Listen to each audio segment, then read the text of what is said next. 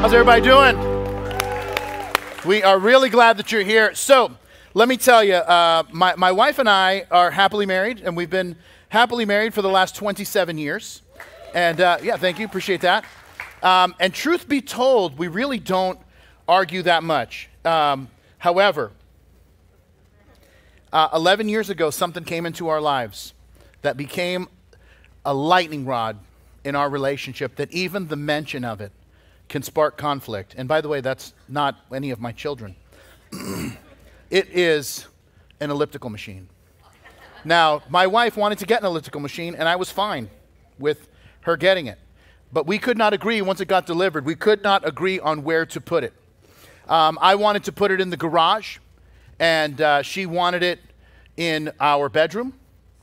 So I laid out all the reasons why the elliptical machine only makes sense in the garage. And so then we compromised, and it's in our bedroom, and I just shut up about it.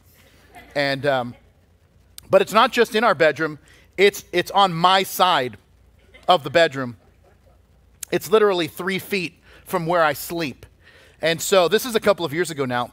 My dad comes in, he had come over our house, and I said to him, I wanted to show him this picture of our kids that was in our bedroom. So he comes into the bedroom, and he says, hey, I didn't know you had an elliptical machine. I said, yeah, it watches over me while I sleep at night. And that didn't end well for me, and did not. And so now, if Carrie and I have not gotten into any type of argument for a while, all I have to do is say the word elliptical, and it's on. And so you might think, Pastor Bob, you're talking about the elliptical machine right now. Is that going to be a problem? Yes, it is. It really is. And truth be told, 3 years ago, we moved. We moved to a new house, and she agreed, finally agreed to put the elliptical machine in the garage. And I can't even tell you how overjoyed I was by that. But I can't push it. I can't even talk about it.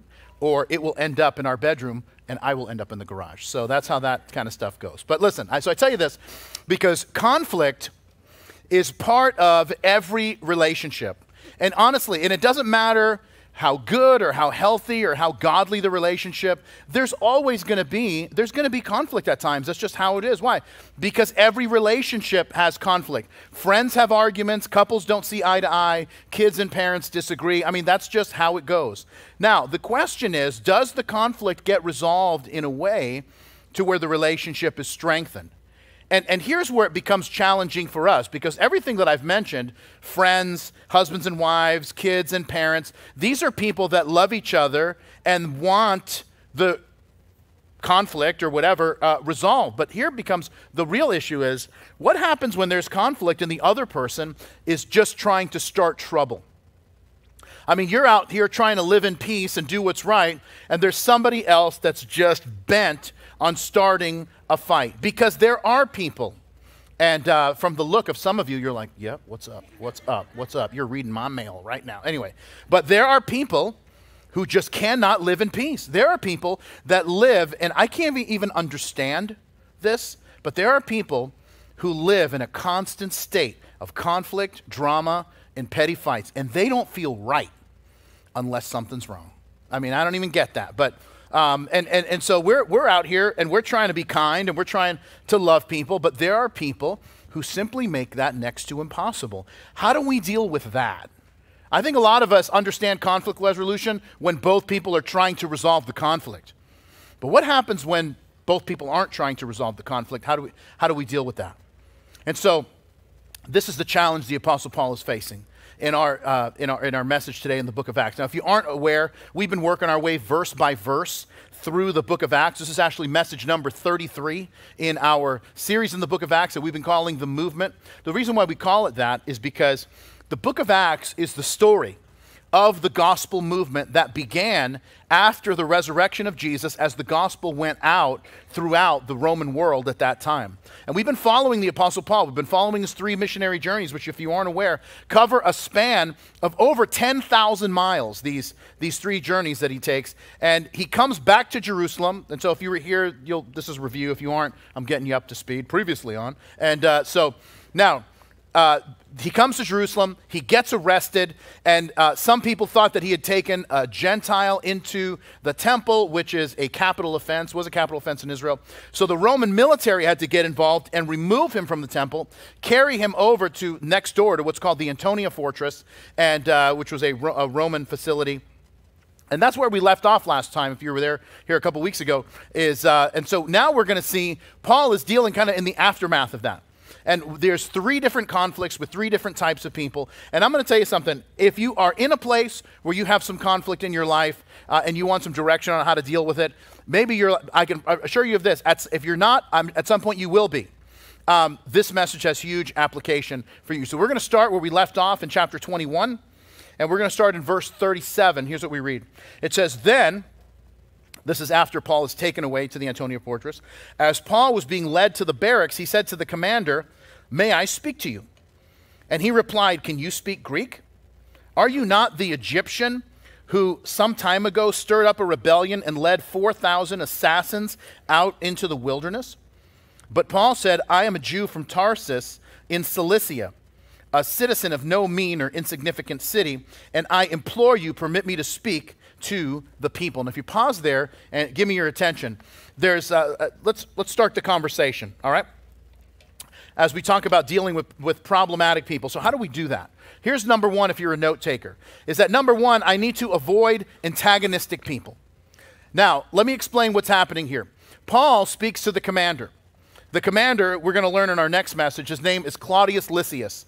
And Lysias gets Paul out of this mess where these Jews are about to kill Paul in the temple, get him out, bring him to the barracks, and then Paul speaks to him in the Greek language, which the commander is taken back by that because he thought that Paul was this Egyptian assassin. Now, first of all, that's the story of an Egyptian assassin. I mean, that would make a great movie. But let me give you a little bit of the background of this Egyptian assassin.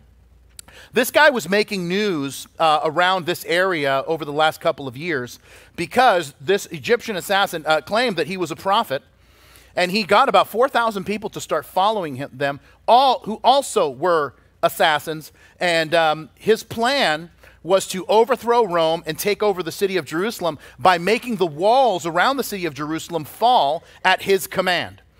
The governor, who we're going to meet in a few weeks, whose name is Felix, he's the Roman governor over the area of Judea, he sends troops and he puts down this rebellion. Now, the assassins were known as Sakari, which is, a Sakari is a type of dagger. So they were known as like dagger men. But they carried these short 6 to 9 inch blades. They would carry them in their cloak. They would walk into a crowd, and this is how they would assassinate political figures. Not only did they do this to Roman officials, political figures, but also to Roman sympathizers. The historian Josephus records that the first person they assassinated was a guy named Jonathan, who was the Jewish high priest at the time. And then Josephus writes that many died every day after that. They would be in the crowd, they'd take out their dagger, stab these Roman sympathizers or Roman officials, and then they would put the dagger back in their cloak and just walk with the crowd. So Felix puts down this rebellion, but the Egyptian escapes. And so for the last 3 years, they've been looking for this guy. So when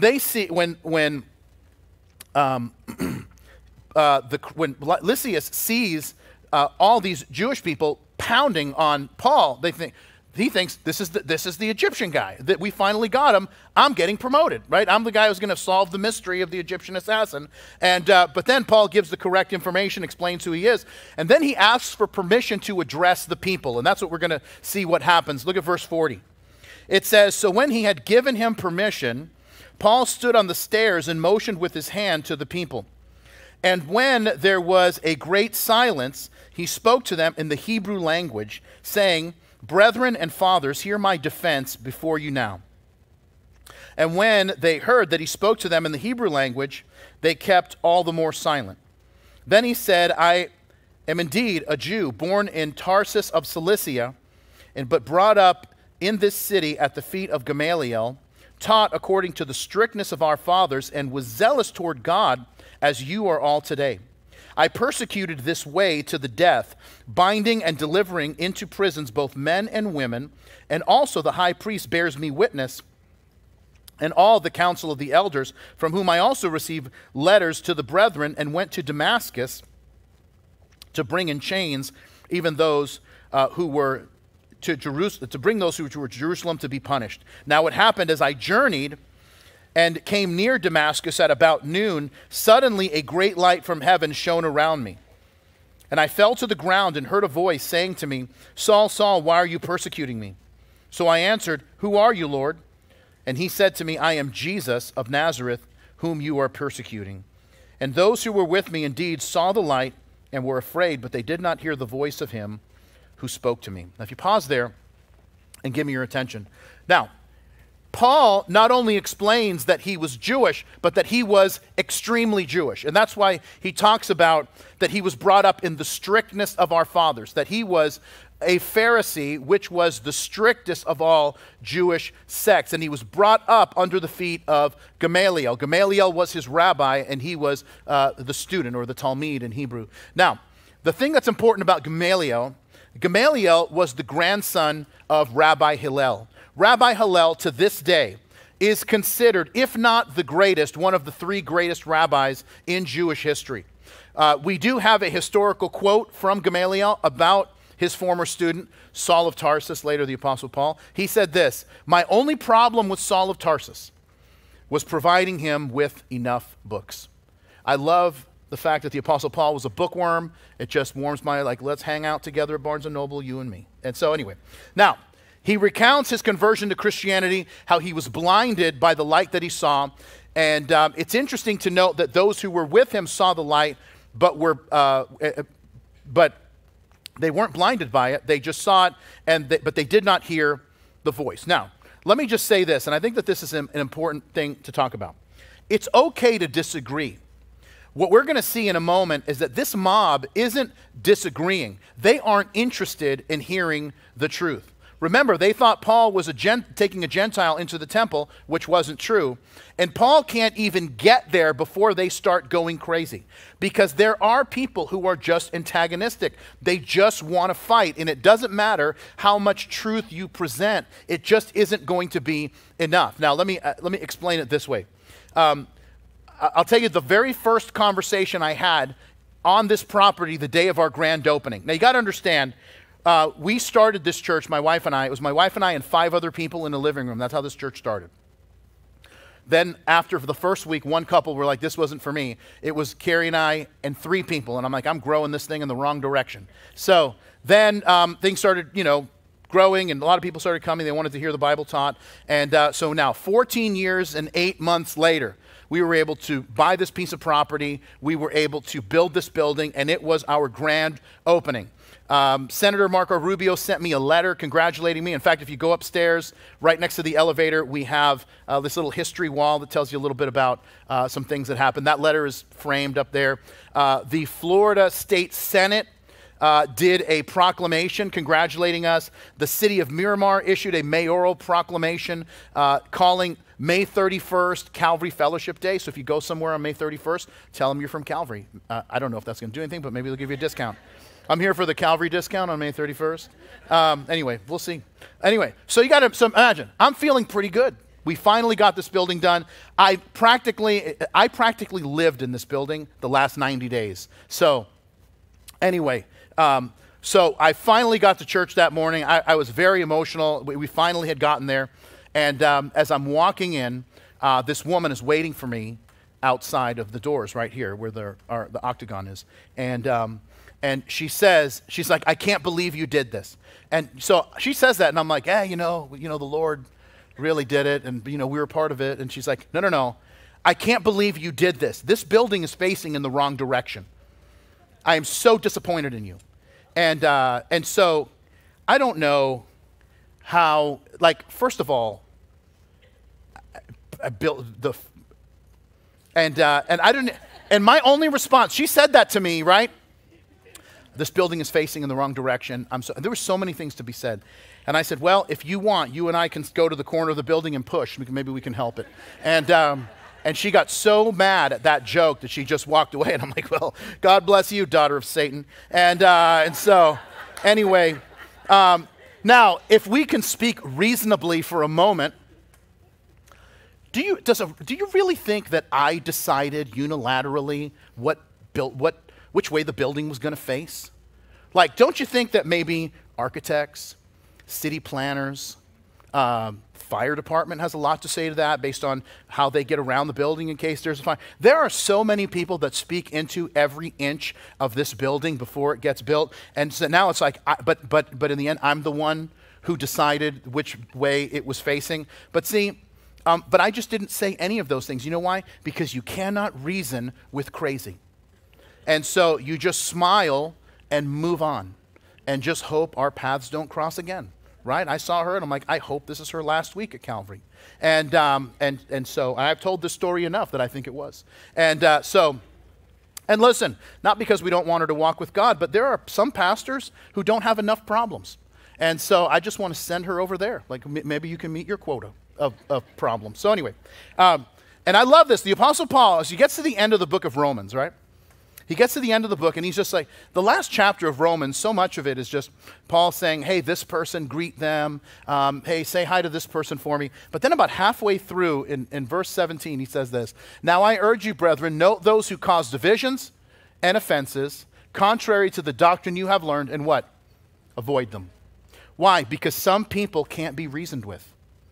So you just avoid them. Yeah, but aren't we supposed to love them? Yes, love them from a distance.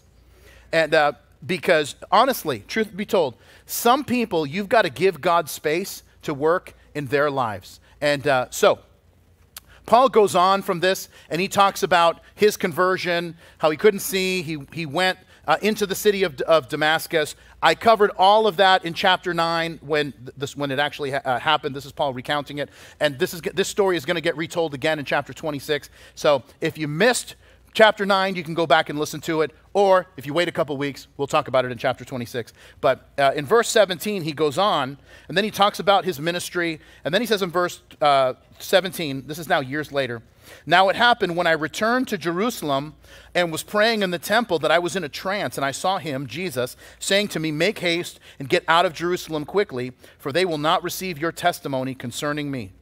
So I said, Lord, they know that in every synagogue I imprisoned and beat those who believe on you. And when the blood of your martyr Stephen was shed, I also was standing by consenting to his death and guarding the clothes of those who were killing him. Then he said to me, depart, for I will send you from here to the Gentiles. In verse 22 it says, and they listened until they heard this word, that is, Gentiles. And then they raised their voices and said, away with such a fellow from the earth, for he is not fit to live. Then as they cried out and tore off their clothes and threw dust into the air, the commander ordered them to be brought into the barracks and said that he should be examined under scourging so that he might know why they shouted so against him. And so as they bound him with thongs, by the way, thongs were like laces on sandals, not the other thing. So, just FYI. Paul said to the centurion who stood by, is it lawful for you to scourge a man who is a Roman and uncondemned? And when the centurion heard that, he went and told the commander, saying, take care of what you do, for this man is a Roman. Then the commander came in and said to him, tell me, are you a Roman? And he said, yes. The commander said, with a large sum I obtained this citizenship. And Paul said, I was born a citizen. Then immediately those who were about to examine him withdrew from him, and the commander was also afraid after he found out he was a Roman because he had bound him. And if you pause there and give me your attention. All right, first thing we said is, in dealing with problem people, I need to avoid antagonistic people. The second thing is, I need to reason with uninformed people. Now, this is really important because Paul is sharing his testimony and talking about how he came to know Jesus, how God has called him, and one mention of the word Gentiles and the place goes wild, and the guard now has to take Paul away because a riot is going to ensue. And this challenge comes because, and so why is that? The first thing you got to remember is, at the beginning of this chapter, we heard that Paul was speaking to the crowd in the Hebrew language. these Roman soldiers didn't speak Latin. They spoke Latin and they spoke Greek. Paul is speaking to the crowd in Hebrew to show that he is Jewish. But so when they start going crazy, he's like, why is it every time I see you, there's a crowd going nuts? So he's got to pull Paul out. And so now, the reason that the crowd starts going crazy is because Paul had said that God had called him to go to the Gentiles, bypassing the Jewish people. Now, at this time, there was a Jewish teaching, and there's still a lot of writing that exists from this time that has this sentiment, that Gentiles were created for the sole purpose of kindling the fires of hell. That this was the Jewish teaching at that time. They really did not like Gentiles, and they were like, they're basically charcoal. That's the only thing that they're doing is keeping the fires of hell hot. And so Paul is saying, that Jesus is saying, hey, they're not going to receive your testimony, so instead go to the Gentiles. That was not an acceptable answer to this crowd, but the commander is going to pulls them out, but he's like, I'm going to find out why they were so upset with you. Why is everybody trying to kill you every time you talk? And so, and he's going to get it out of Paul by scourging him. Now, the Romans had 3 different levels of scourging based on your crime. They had one that was called fustigatio in Latin. That wasn't too severe, more of a warning. They kind of rough you up a little bit so you stay in line. There was another one that was called flagellatio. That was a pretty severe beating. And then verberatio was the worst one. I know that all sounds like flavors of gelato, but trust me, that's a scoop you don't want. And verberatio was a horrible beating that was associated with capital punishment and ended with crucifixion. And verberatio is what Jesus got. That involved the cat of 9 tails. This is a short wooden handle that had then strands of leather that were embedded with pieces of metal and bone. And what they would do is they would tie the person who was being scourged, they would tie him with his wrists above his head, and then they would dangle his feet so that his body was taut. And then they would take this cat of 9 tails and they would whip the person and wrap it around their body. And once it caught on, they would start yanking. And so it was brutal. It was absolutely brutal. It was not uncommon for organs to be exposed during this. And many men died during the scourging. Once again, Jesus suffered this in this same Roman fortress. This is why when Jesus didn't die after the scourging, Pilate is so moved by it, he says, behold the man. Like, this is a real man right here, because he survived the scourging which most did not. So that's probably not, verberatio is probably not what Paul was getting, but he was probably getting the second one, which they were going to give him a pretty severe beating so that he would say, this is why everybody's upset with me, until he says 3 words, civis Romanus sum. I am a Roman citizen. And the minute that he said that, everybody says, uh-oh. Because you can't detain a Roman citizen without a trial. You can't handcuff or bind a Roman citizen, much less strike a Roman citizen without a proper trial. Non-citizens were not given any of those protections. You could be jailed, interrogated, or tortured. But Roman citizens were given all kinds of protections from these things. Paul was born a Roman citizen. And you might think, if you're like me, you might think, well, everybody should just say they're a Roman citizen, right? Just to get out of the beating. The problem is, if you say you're a Roman citizen and you are discovered to be lying about it, the penalty is death. So, you may be better off just getting roughed up a little bit than getting the death penalty. So the commander brings up his citizenship, that he bought it, which means that he was probably a slave in the Roman Empire and was able to purchase his freedom. On the contrary, Paul was born a Roman citizen, which was fairly rare. But I want you to notice something about Claudius Lysias. The commander is not antagonistic. He's simply uninformed. And it's okay to be uninformed. There's lots of things that we don't know that sometimes we're having a discussion and we're learning something as the discussion is happening. There's nothing wrong with that. That just involves a level of humility and teachability. So I was, a couple of years ago, I was at the post office because I had to mail a bunch of stuff out. And I get to the counter, and there's always the same person that I talk to when I get there. And so the lady that works there says to me, so what are you doing for St. Patrick's Day? And so I'm going to tell you this because today is St. St. Patrick's Day, and I want you to know what this holiday is actually about. So, and so I said, it's a Sunday, so I'm going to church. And she says, church? St. Patrick's Day is about drinking and getting crazy.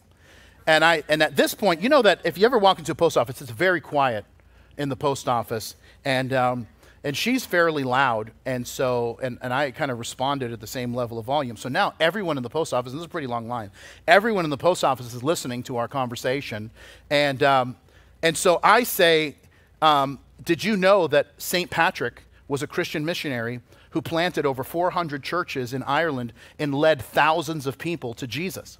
And a guy who's in line a few people back, he's like, for real? And I said, yeah.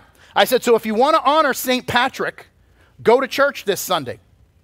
And then the girl behind the counter just says, okay, I believe you, but how did we end up with partying and leprechauns? And I says, this is what happens when you put drunk people in charge of a holiday. And so I invited everybody to Calvary, and that's that. And my work was done. I was out of there. So now, but there's a difference between someone asking a sincere question and someone looking for a fight. And there's just no winning when someone just wants to be a problem. When Paul is writing his letter to Titus, Titus was this young man who was a pastor in an island called Crete. And Paul says this towards the end of the letter.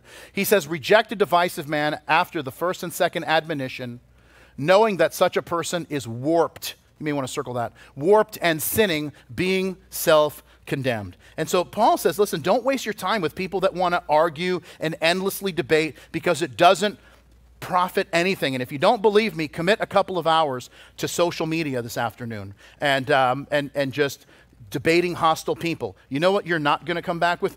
You know, I made a comment, and everyone just was like, wow, you changed my mind, right? I posted this well-crafted meme, and that was really what turned it around. No, it's not. That's not how it works. It's a total waste of time. And so, because why? Because we don't argue. We don't change people's minds by arguing. That's why Paul calls these people warped. It's a word that's only used here in the New Testament and refers to someone who is completely out of sorts, and someone who is subverting other people. Now, think about what happens when someone subverts you. They are creating chaos. Why? Usually by destroying or disrupting whatever the established order is. And they never do it in a straightforward manner. It's always stealthy, right? There's always secret meetings and private conversations. And that's why I've always shared in the past, you can always tell who these people are, because the only thing they know how to do is destroy. They don't build anything, and they certainly don't build up anyone. The only thing they do is destroy. And I'm telling you this, you cannot go where God has called you to go with people close to you like that. It's impossible. Because it's just, so let me explain.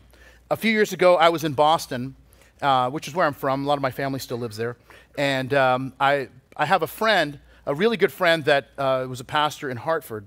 And so we were going to meet for breakfast. And about halfway from Boston to Hartford is a city that's called Worcester, or if you live there, Worcester. And so there was a Cracker Barrel, and that's how it's, so meet me at the Cracker Barrel in Worcester. And so that's where we went. So I didn't have a car while I was there, but I asked my nephew if I could borrow his. And he said he was nice enough to lend it to me. The problem is that the car wouldn't start. And so I call him, and I'm like, hey, man, I appreciate you loaning me your car, but it won't start. He goes, you have to push the clutch all the way down. And I said, listen to me, kid. I've been driving a stick shift longer than you've been alive. And he's like, no, Uncle Robert, it's not like that. You have to push the clutch all the way down. I want you to imagine that you're in the car and there's a bug underneath the car that you're trying to kill with your foot. And I'm like, all right. So I push so hard on this, and then starts right up. And I'm like, all right, that's just a weird problem. So anyway, then he tells me, hey, by the way, the AC doesn't work. And I'm like, yeah, that's fine. It's Boston. So, it's like 60 degrees in, June, so who cares? And so the problem is it was 95 degrees that day. It was unseasonably warm, and it was pouring rain. So I had to have the windows rolled up. So the windows are all fogging up. I had like my own little greenhouse effect going on as I'm sweating through my shirt. So I get on the highway, and as I get on the highway, I notice this scraping noise, and I don't know what it was, but it's so loud. And the slower that I go, the louder that it is. It turns out that, and once again, a lot of cars have this, that underneath the engine, there's this plastic covering that keeps like gunk and debris from the road from getting into your engine. Well, and it's in your car, it's probably well bolted on there because, you know, it was made by people who know how to build cars. But this one, the bolts had all come off. So there's like 2 bolts holding this thing. So every time you get going, it just starts scraping, and it's so loud. I had the radio on all the way up, and all I could hear was this scraping. It was insane. So I'm dragging it all the way across the state. And so I finally get to Cracker Barrel, which, as you know, is a garage sale that serves food. And I have a great time with my friend. Totally forget about the car I drove in on. Then I get back. You know, you ever walk outside and you're like, oh, man. I don't know if you ever had one of those moments where you kind of like, you got something to deal with, but you forgot all about it. And you're just like, oh, boy. So anyway, I turn the car on. I start driving home. Then the check engine light comes on. And I'm like, what else could go wrong? So I finally get to a toll booth because I'm getting closer. I'm getting back into the Boston area. And the girl at the toll booth says, your car's in really bad shape. And I'm like, oh, it's not my car, it's borrowed. She's like, yeah, that's what everybody with a trash car says. And I'm like, no, it's my nephew's car. She's like, keep it moving, buddy. And I'm like, this is why I don't live here anymore. And so anyway, I get home, and I thank my nephew and for lending me his car. And I'm like, listen, we need to talk about a couple things. And I'm like, a couple things happened to the car while I was driving it. He says, okay, what? I said, look, there's this plastic flap, and it broke off, and it's dragging everywhere. He goes, oh, yeah, it always does that. Don't worry about it. And I'm like, okay. The other thing is that there is the check engine light came on, and I think there's a real problem with the engine. He's like, oh, yeah, it always does that. Just ignore it. And I'm like, Craig, if your car has all these problems, you got to get rid of this car. He's like, what are you talking about? The car runs perfectly. And I'm like, are we talking about the same thing? You know, listen, let me tell you something. That car is your life with these people still in it. I mean, these toxic people, these antagonistic people, and you're like, yeah, I know they're like that, but I'm still headed in this direction. That's not the way that it works. If people are open and willing to engage in conversation, then engage. But here's what Paul says. After a couple of conversations, you're going to know if these people are a problem. And if they are, you got to move on. And you got to say, hey, these people are going in a direction that I'm not going in. Well, what happens next? Well, look at what happens. I love this. In verse 30, Paul gets out of this flogging, and then it says this, and the next day, because he wanted to know for certain why Paul was accused by the Jews, he released him from his bonds and commanded the chief priests and all their council to appear, and brought Paul down and set him before them. Then Paul, looking earnestly at the council, the Greek word is Sanhedrin, we'll talk about that in a minute, said, men and brethren, I have lived in all good conscience before God until this day. And the high priest Ananias commanded those who stood by him to strike him on the mouth. Then Paul said to him, God will strike you, you whitewashed wall, for you sit to judge me according to the law. And why do you command me to be struck contrary to the law? And those who stood by said, do you revile God's high priest? And Paul said, I did not know, brethren, that he was the high priest, for it is written, you shall not speak evil of a ruler of your people. But when Paul perceived that one part were Sadducees and the other Pharisees, he cried out to the council, men and brethren, I am a Pharisee, the son of a Pharisee. Concerning the hope and resurrection of the dead, I am being judged. And when he said this, a dissension arose between the Pharisees and the Sadducees, and the assembly was divided. For Sadducees say that there is no resurrection, no angel or spirit, but the Pharisees confess both. Then there arose a loud outcry, and the scribes of the Pharisees' party arose and protested, saying, we find no evil in this man, but if a spirit or an angel has spoken to him, let us not fight against God. Now, when there arose a great dissension, the commander, fearing that Paul might be pulled to pieces by them, commanded the soldiers to go down, take him by force from among them, and bring him to the barracks. Now, if you pause there, by the way, I would love to know, like, what does this guy think of Paul? It's like every time I put you in front of a group of people, a riot breaks out. What are you talking about that upsets everyone? So, okay, but we talked about this. We said that when dealing with problematic people, I need to avoid antagonistic people. We said that we need to reason with uninformed people. But then lastly, I need to separate from destructive people. A couple of things that are important here. Don't confuse Ananias, the high priest, with Annas, who was the high priest during Jesus' trial. That guy's gone. A new high priest has risen up through the ranks, and he is hated by everyone. In fact, Josephus, the Roman historian that I mentioned earlier, records that Ananias was murdered not by Rome, but by his own people because he was so corrupt. He was a greedy, violent, corrupt person whose tenure was not short enough. Now, you got to understand, Paul doesn't know who the high priest is. He's been gone for so many years on all these missionary journeys. Years have gone by. And then, and the high priest is not wearing his high priestly garments. So when he says, hey, I've lived in a clear conscience before God, and he gets punched in the face. Now, it says that he's been standing before the council. I mentioned that the Greek word is Sanhedrin. The Sanhedrin is a 71-member group that is essentially the Jewish Supreme Court. And so Lysias says, I'm going to bring him before the Jewish authorities so we can find out why why people want to kill him. What crime has he committed? That's what Lysias is trying to figure out. What crime has Paul committed? Because no one is in agreement with what it is that he's done. Now, a brief note about Paul's address. There are 3 times in the book of Acts where someone who is a believer addresses the Sanhedrin. Peter does it in chapter 4. Stephen does it in chapter 7, and then Paul does it here in chapter 23. When Peter and Stephen address the Sanhedrin, they say, they both address them as elders and fathers, terms of respect. Paul addresses them with a much more common greeting, men and brethren.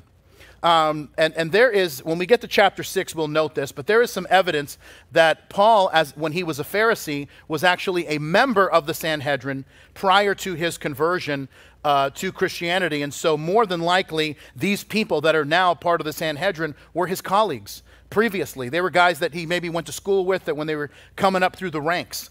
But I want you to think about this for a moment. Paul says, he opens his defense, and all that he says is, he says, men and brethren, you know that I've lived with a good conscience before God. And then he gets punched in the face. If after your first sentence you get punched in the face, I think you can safely say, I'm probably not going to get a fair shake here on what's going on. So what Paul does is he employs some wisdom to get out of the situation. He talks about the one issue that he knew would divide the whole group. And ultimately, it is right when he says that the reason that I'm on trial is because of the resurrection. He doesn't just say that because of the belief in that, but the resurrection of Jesus is what changed his life. Now, let me explain where these two groups stood on this issue. The Pharisees formed as a response to the invasion of Greek culture into Jewish life. The people that became the Pharisees believed that the temple had become corrupted with Hellenism, which was Greek culture. So they started this group that were called the Pharisees. The name Pharisee means separated ones. And they became very prominent in the synagogues as teachers of the law. The Pharisees had basically 2 strings on their guitar: separation from pagan culture, strict obedience to the law of Moses. That was it. And they were uncompromising in their desire to keep the law. And they believed in all of what's called the Hebrew Bible or the Old Testament. That is the Psalms, the prophets. They believed in all of it. So they believed in the resurrection of the dead, the coming of the Messiah, and eternal life for God's people. The Sadducees were a completely different animal. They had no problem with the compromises of Greek culture as long as it meant them gaining more power in the seat of Rome. They were the official teachers of Israel, very tied to the power structures of Rome, which is where they got all of their influence, and they oversaw the temple and temple services. The Sadducees did not believe in all of the Hebrew Bible. They only believed in the Torah, the 5 books of Moses, the first 5. And they did not believe in the Old Testament prophets. And so they did not believe in the Messiah. They did not believe in the kingdom of God. They did not believe in a resurrection or an afterlife. This life is it. And of course, this is why they were sad, you see. And so I'm contractually obligated to tell that dumb joke every time I mention the Sadducees. Now, so Paul mentions the resurrection and the group divides, and now he has no choice but to get Paul out of there. Now, I want to kind of bring this home because we need the wisdom of Paul in our lives to get out of situations with people that are really toxic. And because there's people that just cannot be reasoned with. I think several months ago I may have told you this, so if you heard it before, forgive me. But there used to be this guy that attended church here. And every Sunday, he would attend with his wife, and he would wait for me right at the bottom of the stairs here to tell me everything that was wrong with my message. Now, here's the thing you have to understand about me. I beat myself up pretty good on the way home. And so I don't really need a lot of help. And but every week I'd walk down and I would kind of listen to his rantings about whatever I taught on that day. And after the first few times, I'm like, there's got to be one time he's going to be like, hey, you got it right this time. Never. And so after a few weeks, I'm like, you've never said one nice thing to me. Like, you don't even say hi. You just lean in and just go for it. Everything you dislike about me. And he's like, Pastor, look at this church. It's full. Everyone loves you, but you need someone to tell you what you're doing wrong. And I thought, and you're the person that's supposed to do that. Like, you're the one. And I said, listen, if you're so unhappy with me, honestly, why do you come to church here? He says, well, because my wife loves you. And I said, because your wife has excellent taste. She just has poor taste in men. And so anyway, and this is one of those moments where you just got to, give thanks for COVID because, now he's gone. And in the first service, I said that, someone's like, oh, and I'm like, he didn't die. He just moved on. And I'm not saying the first is a deal breaker, but I'm just saying he moved on and moved on from this life. Who knows? I'm not keeping track of what's going on. I'm just living with more joy. I know that. So now, but here's what I realized after a while when I kind of reflected on that. The first couple times that I walked down and he just, started vomiting on me, that's on him. But after a while, when I knew what was coming, after a while, it's on me. That's there's another set of stairs here. I could have just taken the other stairs and be like, catch you later, bro. Sorry, no time. And, and by the way, let me just say this. This doesn't mean that everyone that doesn't agree with you is toxic or something. No, there's moments for disagreement, and that's fine. But there are people who destroy every time they open their mouths. And God has not called you to be a doormat to someone else's toxicity. Here's what 1 Corinthians chapter 7 said. God has called us to peace. And you've got to learn this. We've got to learn this. Listen, I put this in your notes. You've got to learn to say this sentence. You are not going to talk to me or treat me that way. And listen, we have to be able to set healthy boundaries in our relationships. Why? Because not everyone gets the same voice in your life. Not everyone gets the same amount of time in your life. Not everyone gets the same level of influence in your life. Well, that doesn't sound very Christian. I disagree. Jesus loved everyone, but he did not treat everyone equally. He had 12 disciples, not 1,200. He went to a town and healed some people, but not everyone. He comforted the afflicted, and when he was dealing with the religious leaders, he afflicted the comfortable. Because he set boundaries in his life, and we are wise to do the same. Listen, when you're on a plane and they give those directions that nobody listens to, they say this, that in case of an emergency, put your oxygen mask on before helping others. Why? Because if you don't take care of yourself and you are not healthy yourself, you will be of no help to anybody else. And God really does want to use your life to do great things for the kingdom of God. Let's pray together. And Lord, we want to thank you for that wonderful promise that you do want to use us to do great things. And so help us to be healthy people emotionally, physically, and spiritually, in every possible way, that we might do the things that you've called us to do. Lord, put the right people around us, and may we be the right people around others to help them as they seek to follow you more. And we pray it in Jesus' name, and everybody said, amen. Amen.